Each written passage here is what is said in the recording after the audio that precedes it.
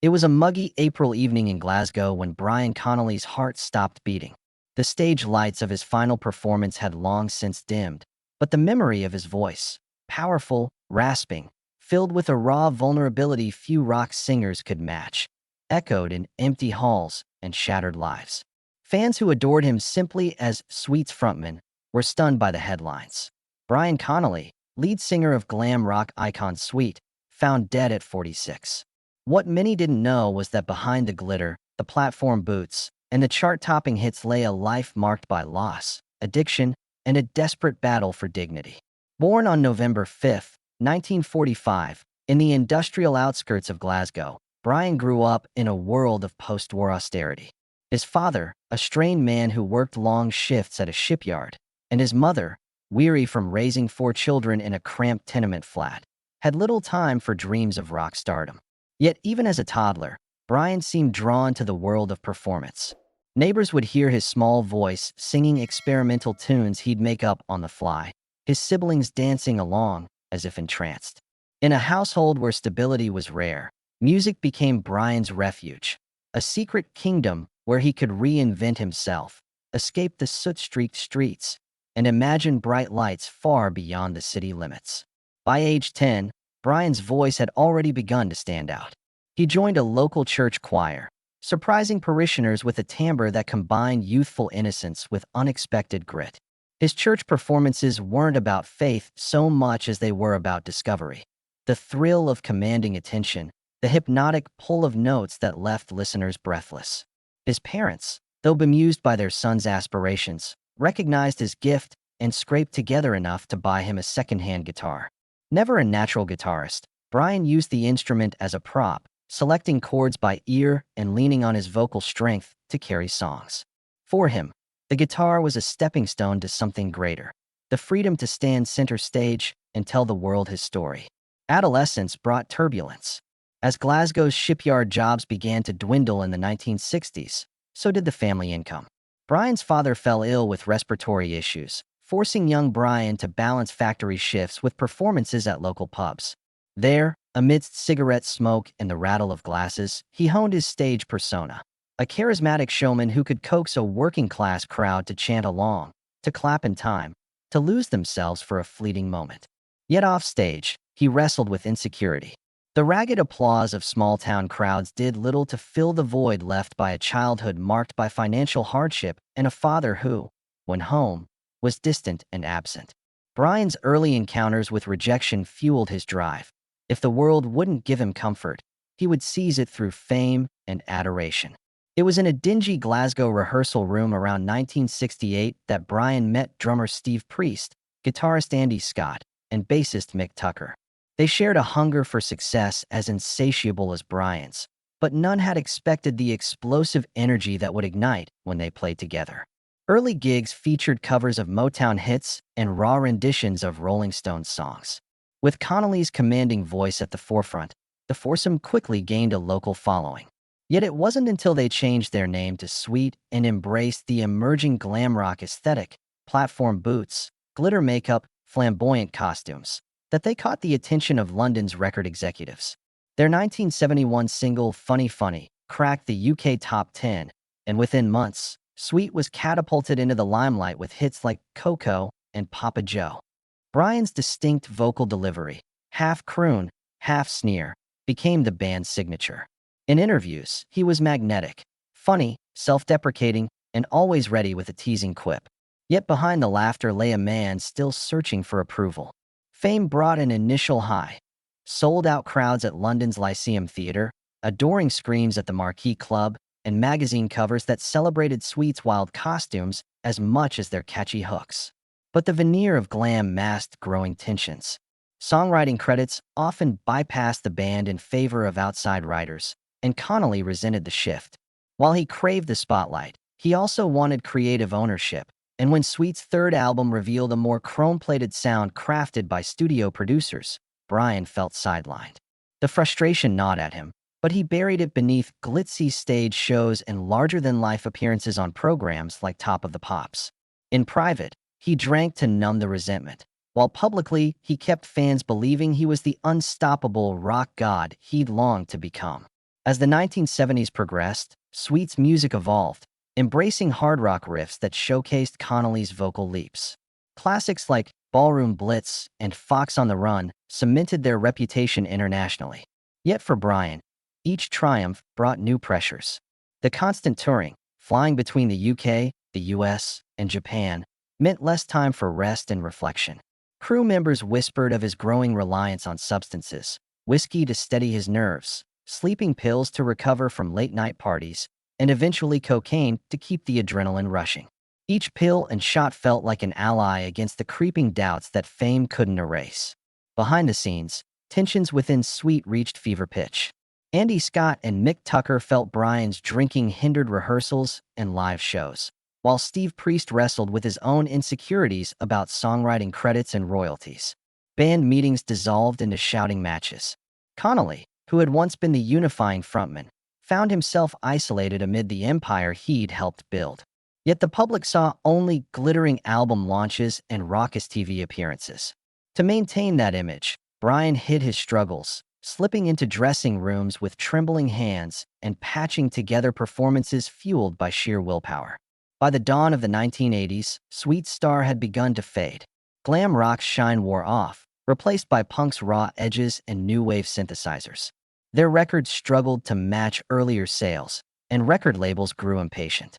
In 1981, Brian made the painful decision to leave the band he'd co-founded, citing creative differences and the need to formalize his own solo career. Industry insiders saw it as a gamble, a frontman stepping onto a treacherous path without Sweet's brand behind him. Connolly's first solo singles received mixed reviews, praised for his unmistakable voice, but criticized for lacking the driving force of Sweet's collective energy. Despite early setbacks, Brian persevered. He formed new bands, released albums on independent labels, and embarked on a grueling round of club gigs and small hall tours. To his credit, he never lost his stage magic. Even as his voice occasionally cracked under strain, his connection with audiences remained electrifying. Yet the demands of self-promotion amplified his vulnerabilities. Without the financial cushion of Sweet's success, Brian found himself sacrificing health for gigs. He collapsed on stage in Dallas in 1985 from dehydration and exhaustion, his face pale and voice unsteady, but refused to cancel additional dates. Behind the scenes, his health markers plummeted: erratic blood pressure, chronic liver issues, and insomnia that no amount of pills could cure. The aftermath of that collapse in Dallas marked the beginning of a downward spiral Brian Connolly fought desperately to resist. Emboldened by a refusal to acknowledge pain, he kept booking shows in dingy clubs and smoky bars across America and Europe. Each gig became a test of endurance. Could he summon enough energy and control to deliver the iconic lines of Ballroom Blitz without faltering? Increasingly, the answer was uncertain. Backstage, he leaned on friends like former Sweet road manager Tony, who became a reluctant caretaker, offering stale bread, lukewarm tea, and pep talks that Brian often ignored. His ambition to keep performing clashed with the bellows of his own weakened constitution. Financial strain then seeped in as tour revenues dwindled. Without the push of a major record label, Brian had to fund his solo records and tours out of pocket. He signed a series of short-term deals with small record companies that offered upfront advances, quick injections of cash that vanished on legal fees, studio time, and his mounting medical bills. At times, he pawned jewelry and unfinished guitars just to cover airfare and hotel rooms. His manager's once proud confidence turned into practiced relentlessness, chasing sponsors and local promoters, while Brian's own drive perceived each booking as salvation. In 1986, yearning for the comfort of home, Brian returned to the UK, hoping familiar surroundings would revive him. He moved into a modest flat in Croydon, with wallpaper peeling and a glimpse of factory chimneys through the window. He advertised a comeback tour of provincial theaters under the banner "Brian Connolly Sings Sweet," hoping nostalgia would fill seats and sustain him. Early shows sold out on memory alone, and he reveled in the applause until exhaustion crept back. During a performance at the Brighton Dome, his voice cracked 5 bars in. As he stumbled through the next verse, the audience went silent.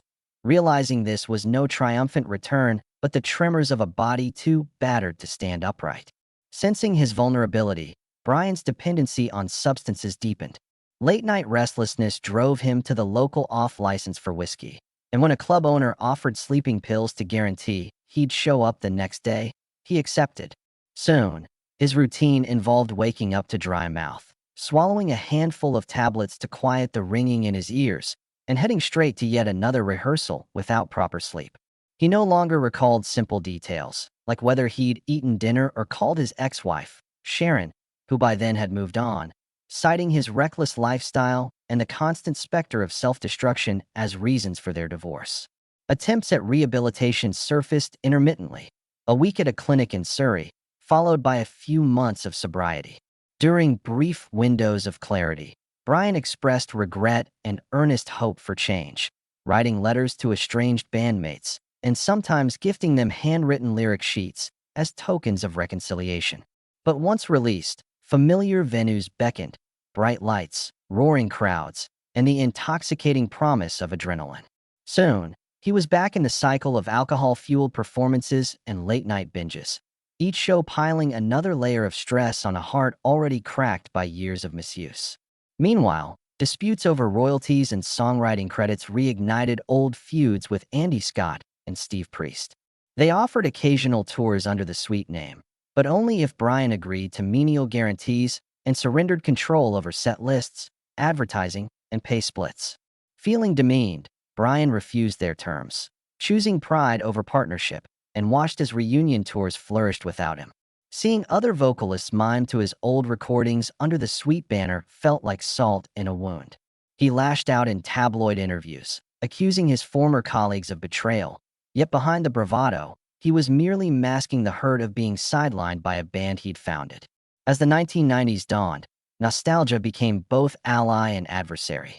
Fans packaged him as a cult artifact, an authentic relic of glam rock's heyday, and promoters booked him on retro bills alongside T-Rex tribute acts and 80s revival tours. While these shows brought modest paydays and brief bursts of applause, they couldn't mask the weariness gnawing at Brian's once fiery spirit. His trademark sneer turned into a wan grin. His signature strut on stage became a faltering shuffle. Yet even as his voice lost its former clarity, audiences clung to the memory of his glory days, forgiving missed cues and lyric stumbles in the name of authenticity. By the early 2000s, health warnings escalated. Doctors diagnosed advanced liver disease from chronic alcohol abuse and began tracking his heart function with concern. Blood pressure soared dangerously, while tests showed pronounced scarring on his vocal cords, a result of decades of screaming against feedback and subpar sound systems. Physicians warned him that continuing to drink and perform could lead to heart failure, but Brian, ever the showman, responded by scheduling a string of dates in small town halls, determined to go out on his terms. His final U.S. tour in 2003 felt ominous to those close enough to notice.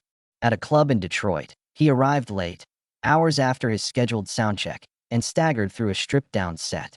When he told the audience, "This is for the true believers," many cheered, unaware it might be a farewell. Backstage, he collapsed briefly, clutching his chest with a groan sharp enough to silence the after-show chatter. Crew members whispered about calling an ambulance, but he brushed them off, insisting he was fine and needed to catch his flight home. In early 2004, an invitation to perform at a small rock festival in his hometown of Glasgow arrived. Despite his doctor's warnings, he accepted, driven by the longing to reconnect with the origins of his journey. Local papers billed it as a homecoming special, Brian Connolly Live. Hundreds of fans lined up outside the Renfield Street Hall, nostalgic for the voice that once defined an era. He took the stage under a single spotlight and launched into a trembling version of Fox on the Run. Midway through the chorus, his voice broke, and he faltered to the edge of the stage, pausing, breathing heavily. In that fragile moment, the audience rose in supportive silence, a living testament to loyalty and unconditional admiration. Just days later, on April 8, 2005, Brian Connolly was found unresponsive in his Glasgow flat.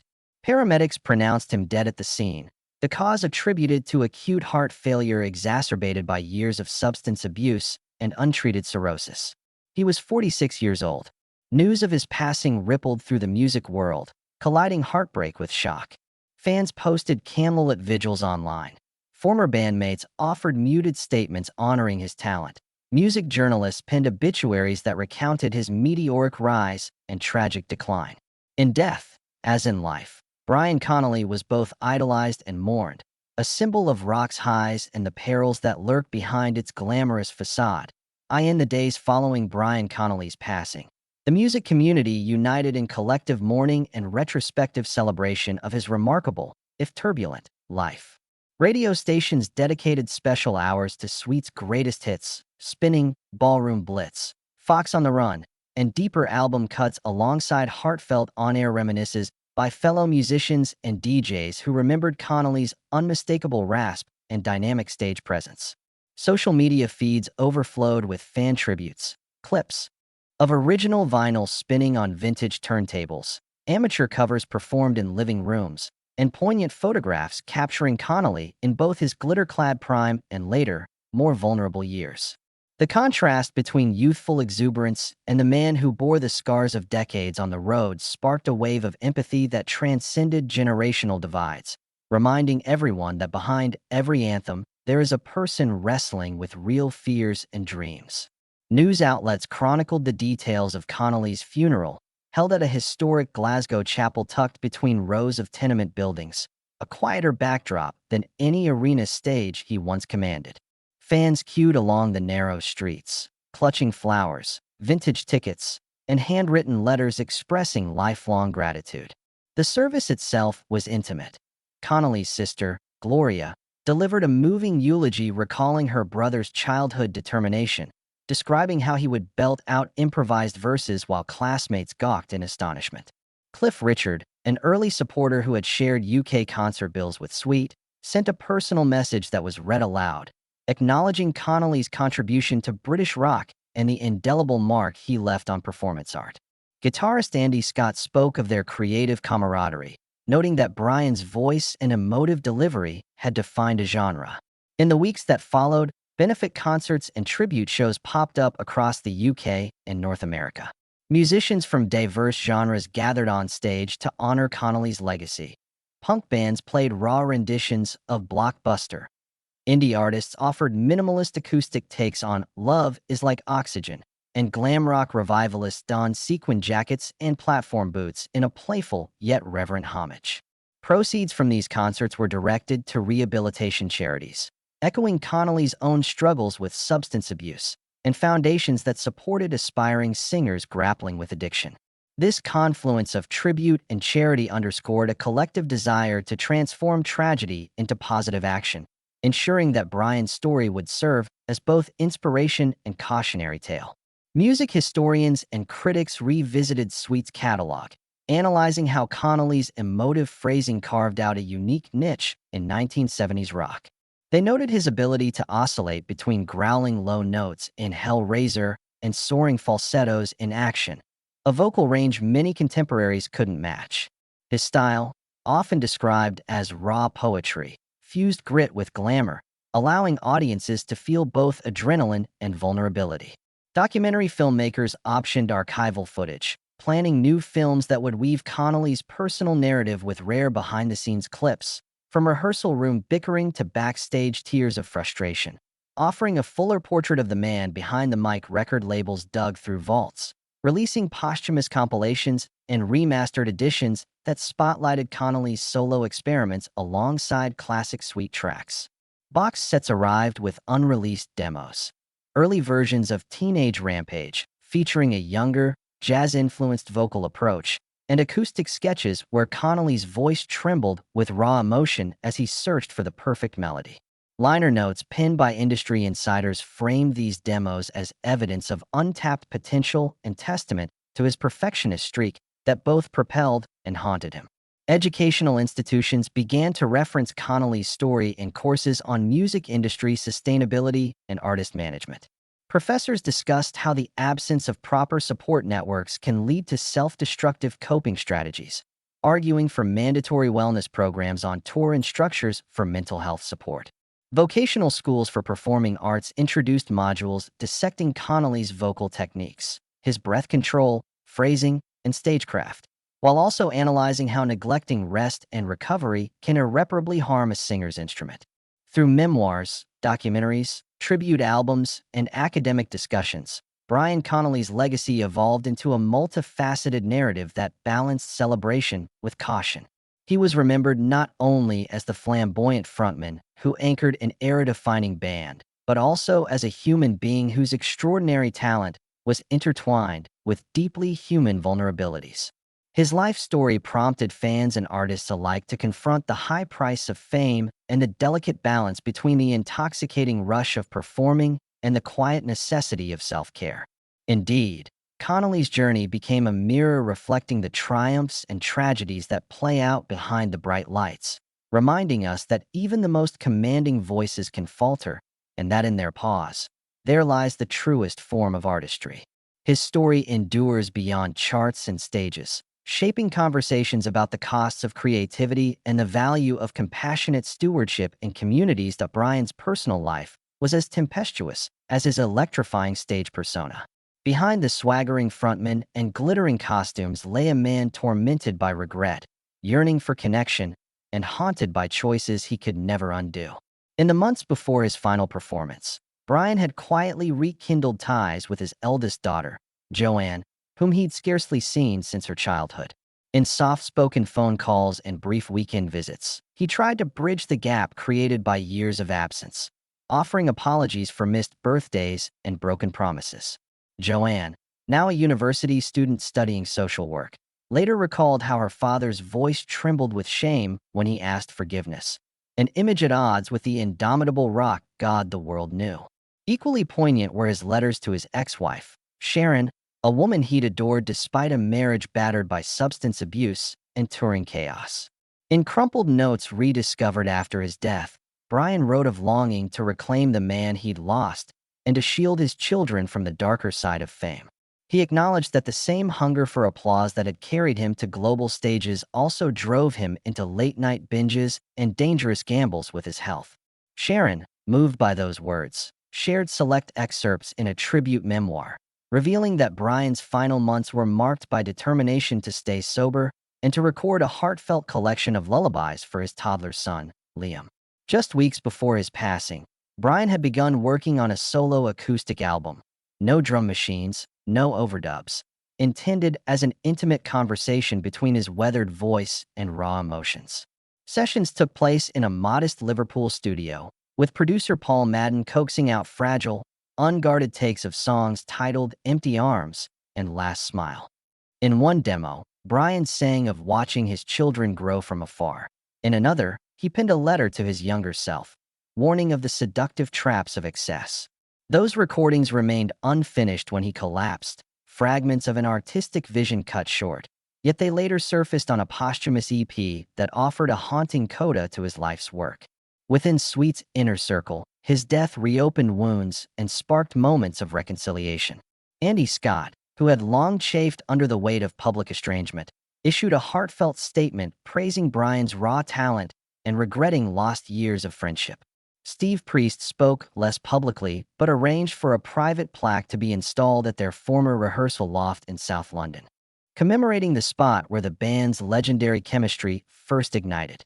Mick Tucker, the most reserved member, donated a portion of his royalties to a newly founded Brian Connolly Scholarship at the Royal Conservatoire of Scotland, designed to support aspiring vocalists facing financial hardship, an act that underscored how deeply Brian's story had resonated beyond the stage. Brian's life and legacy soon caught the attention of filmmakers. In 2008, a documentary titled Glitter and Grit premiered at the Edinburgh Film Festival, weaving together rare concert footage, candid interviews with former bandmates, and tearful recollections from friends who stood by him during rehab stints. The film painted a nuanced portrait, the magnetism that made stadiums pulse with energy and the isolation that drove him to substances when the lights dimmed. Critical reception was divided. Some praised its unflinching honesty. Others criticized it for focusing too heavily on his demons. Yet even detractors conceded that Glitter and Grit reignited public interest in both Sweet and the Perils of Fame. A year later, Brian's sister Gloria published her own memoir, My Brother's Voice, detailing their upbringing in Glasgow's tenements and Brian's early escapades with makeshift instruments.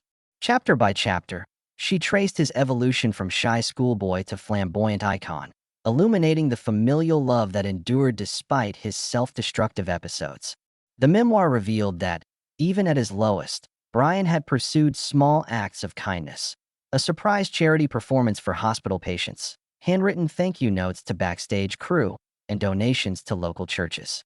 These anecdotes painted a fuller picture of a man whose flaws coexisted with an earnest generosity that often went unnoticed amid the spectacle. In fan communities, online forums, and social media pages dedicated to Connolly multiplied. Hashtag Remember Brian threads shared bootleg recordings of lost gigs, grainy photographs of meet and greets, and heartfelt essays on how his music comforted listeners through heartbreak and hardship.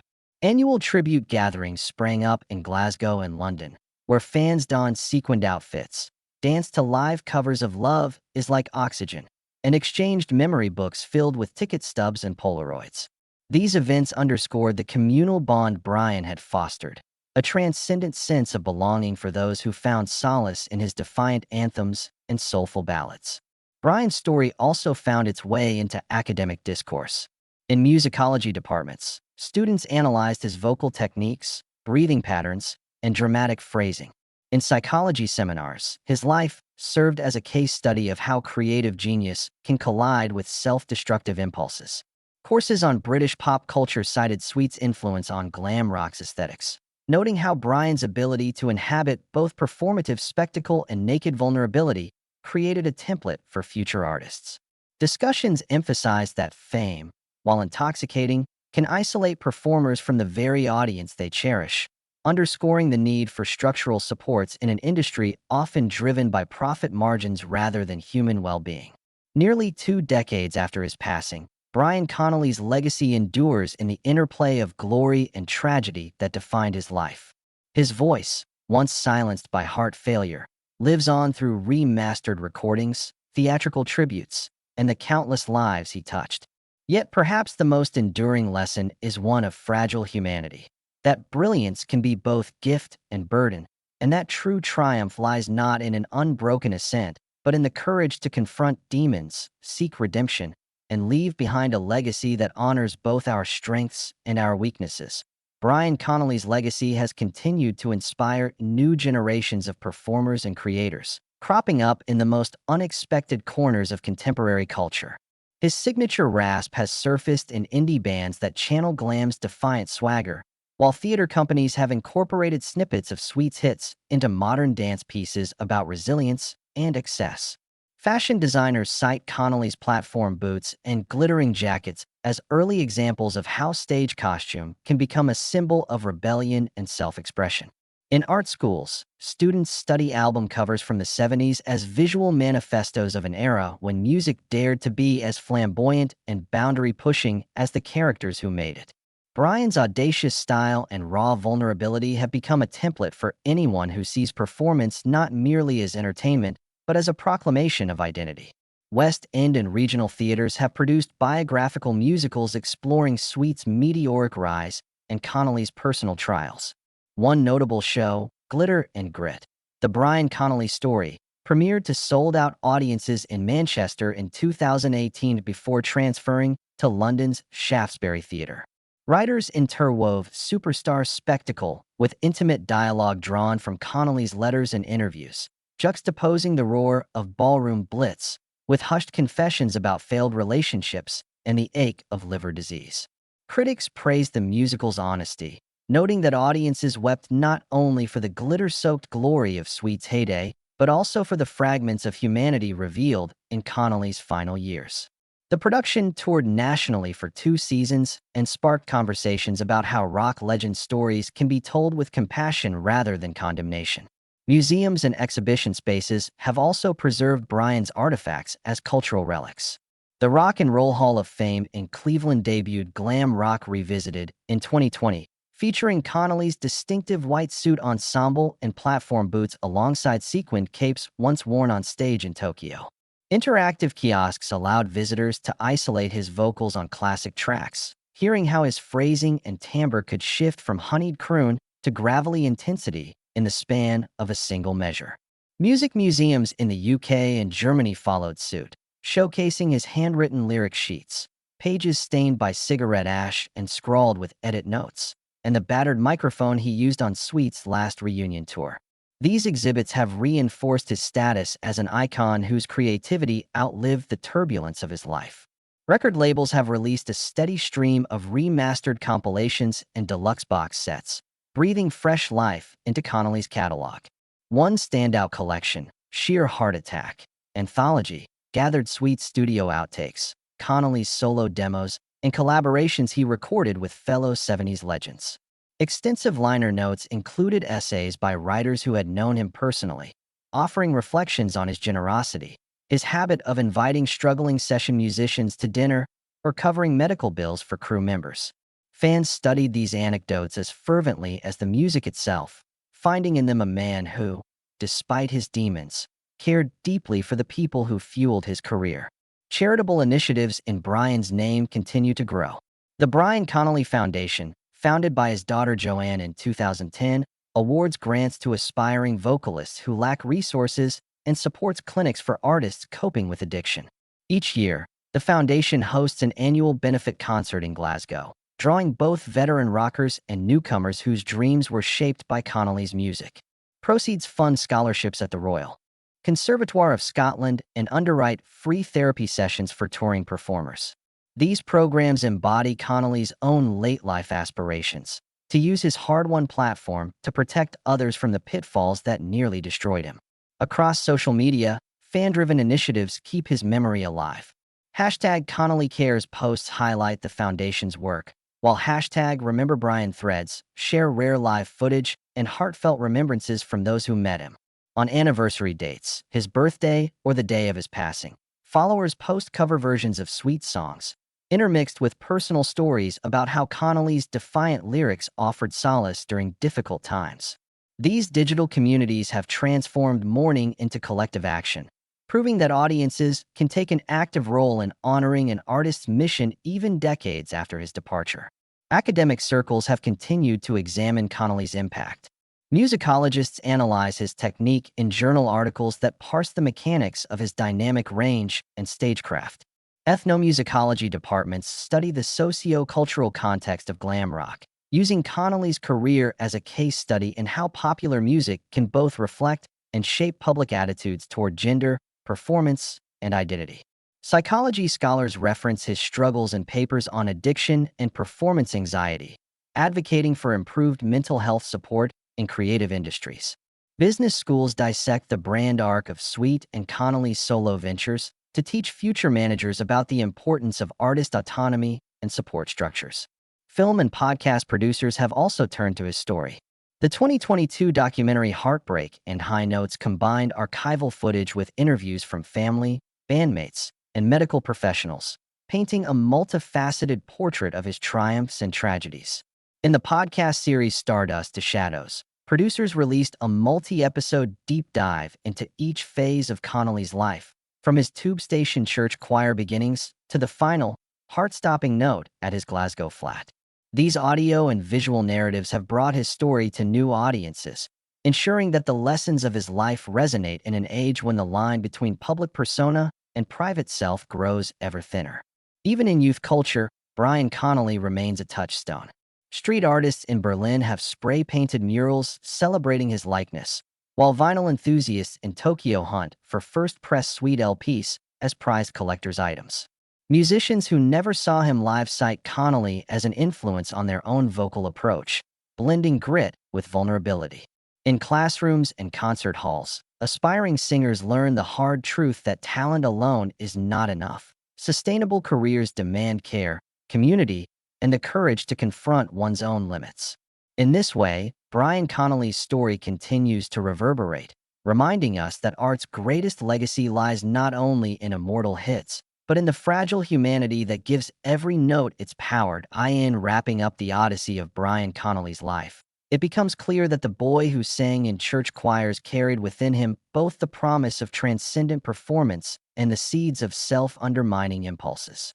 His story reminds every performer that applause can be intoxicating, but it is fleeting, and that healing cannot be sung into existence without genuine commitment to rest and renewal. Connolly's rise and fall offers a cautionary tale, yet also a celebration of creativity unbound by convention. His flamboyant style and his confessional fragility created a blueprint for countless artists seeking to blend spectacle with substance. Across decades and countless stages, he taught us that raw emotion and polished showmanship are not opposites, but partners in the dance of connection. Behind the glitter masks and platform boots lay a man whose greatest battles were internal, unseen by the crowds who roared for encore after encore. That tension between radiant performance and private despair resonates today in every heart that learns the price of unbridled ambition. Brian's life underscores an essential truth. Sustainable artistry demands care for both the body and the spirit, a lesson often learned only after the harshest of hits to health and reputation. More than just a musician, Connolly became a cultural touchstone through his fearless vulnerability. His melodies found homes in the hearts of those who felt marginalized, who saw in his defiance a mirror of their own struggles. Fashion designers borrowed his costumes to signal rebellion. Theater makers wove his story into scripts exploring the interplay of fame and isolation. Even academic researchers dissected his vocals and career arc, using him as a case study to advocate for mental health support in creative industries. In each of these settings, Brian's presence lingers, an emblem of what it means to stand tall in rhinestones and yet tremble at life's relentless pressures. The charitable institutions and foundations launched in his name ensure that Connolly's legacy extends beyond music charts into lives transformed by access and empathy. Students granted scholarships through the Connolly Foundation pursue music therapy, vocal performance, and sound engineering, carrying forward his hope that art can heal. Rehabilitation programs inspired by his journey emphasize prevention over crisis management, offering resources to performers who might otherwise suffer in silence. Where Brian once battled demons in private, now communities rally in public solidarity, turning tragedy into a force for collective uplift. Online and offline, fan communities preserve his memory through rituals both grand and intimate. Candlelit vigils on the anniversary of his death draw crowds in Glasgow and beyond, each attendee carrying a story of solace found in his voice. Digital archives catalog rare recordings, ensuring that each growl and high note echoes into posterity. Street artists paint murals celebrating his visage, while podcasters revisit his life story in serialized episodes that introduce new generations to his complex brilliance. Through these acts of remembrance, Connolly's spirit continues to breathe, reminding us that the power of a song can transcend the boundaries of time and mortality. Ultimately, the lasting chord of Brian Connolly's narrative lies in its duality, a life that soared in dazzling triumphs and plunged into heartbreaking vulnerability, but never ceased to teach. His voice, once silenced by physical collapse, now speaks louder than ever through the ripples he set in motion across art, scholarship, and community care.